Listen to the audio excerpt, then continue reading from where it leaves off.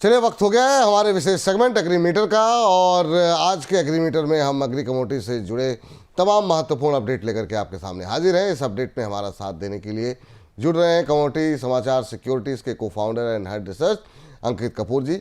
अंकित sir, बहुत बहुत स्वागत, नमस्कार आपका आज की इस चर्चा में शामिल होने के लिए। जी नमस्कार सर।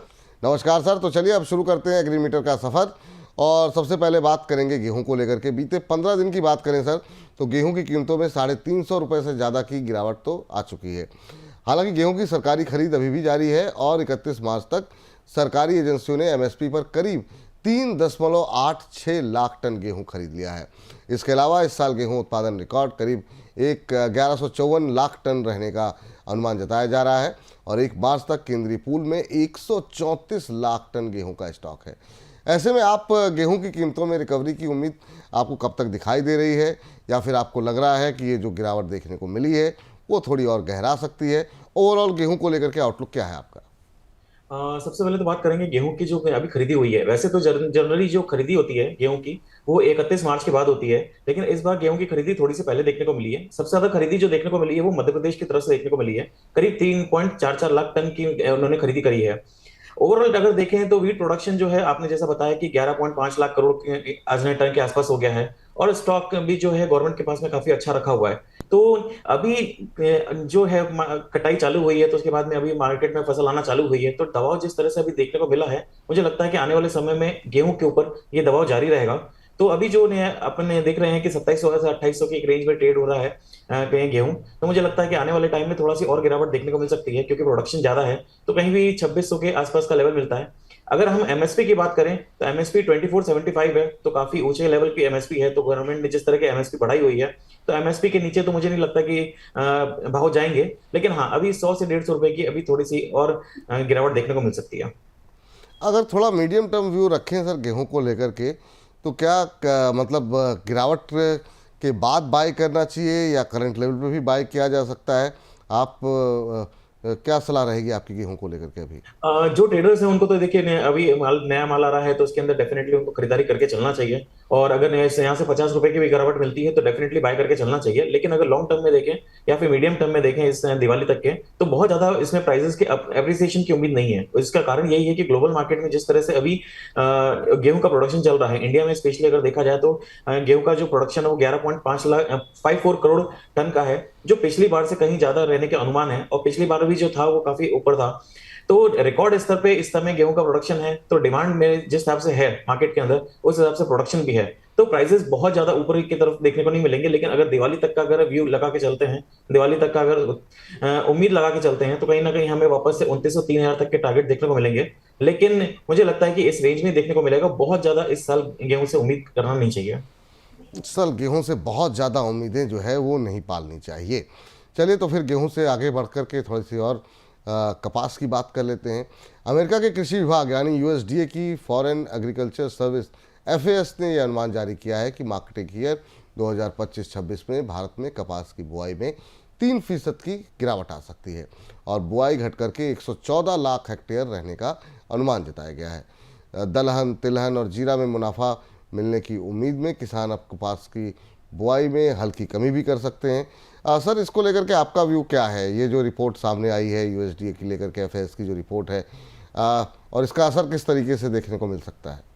जी बिल्कुल, इसका असर देखिए सबसे पहले तो ये है कि 3% की गिरावट देखने को मिली है। सबसे ज्यादा जो गिरावट देखने को मिली है वो मिली है हरियाणा, मध्य प्रदेश, गुजरात और साउथ इंडिया से। तो ये जो प्रोडक्शन में गिरावट देखने को मिली है, तो ये पंजाब में अगर देखा जाए तो स्टेबल रहेगी। तो ये देखिए प्रोडक्शन घटने घटने का यही है कि ऑयल सीड्स के ऊपर और अदर कमोडिटीज के ऊपर जो किसान है वो शिफ्ट हो रहे हैं। लेकिन यस, अगर देखा जाए तो प्रोडक्शन जो है कहीं ना कहीं हमको उतना ही देखने को मिलेगा क्योंकि ईल्ड जो है वो बेटर रहने की उम्मीद है। लेकिन यस, जो डिमांड है वो भी आने वाले टाइम में और बढ़ सकती है। तो आने वाले टाइम में मुझे लगता है कि कॉटन प्राइसेस काफी नीचे लेवल पे चल रहे हैं और यहाँ से अच्छी खासी बाउंस बैक की उम्मीद लग रही है। तो यहाँ पे जो ट्रेडर्स हैं उनको खरीदारी करके चलना ज्यादा मुनाफे वाला मुनाफा दे सकता है। मुनाफा दे सकता है कपास।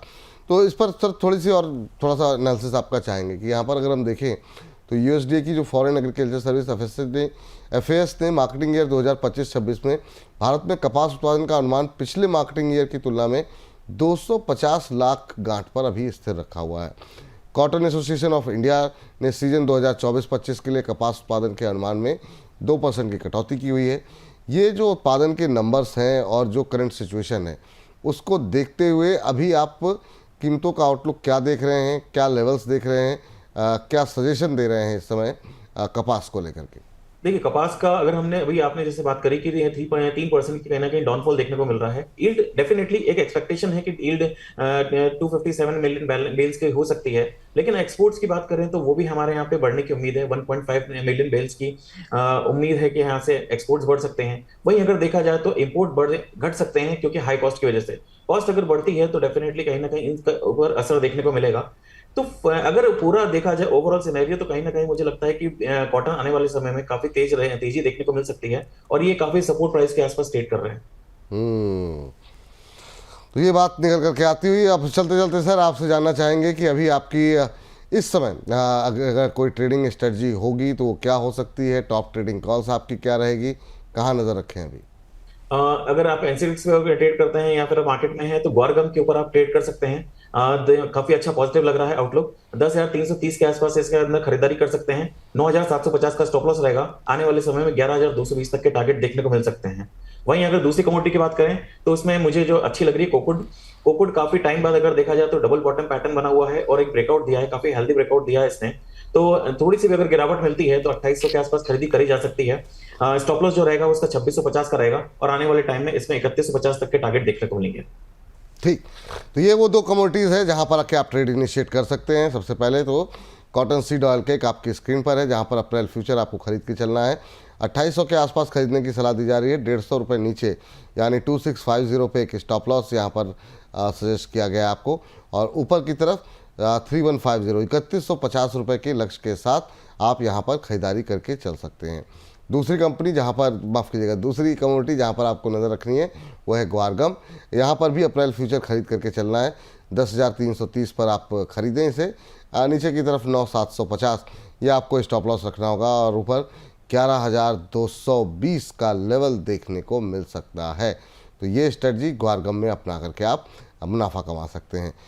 सर बहुत बहुत शुक्रिया, थैंक यू आपका आज की इस चर्चा में जुड़ने के लिए और इन तमाम कमोडिटीज़ पे अपनी राय रखने के लिए।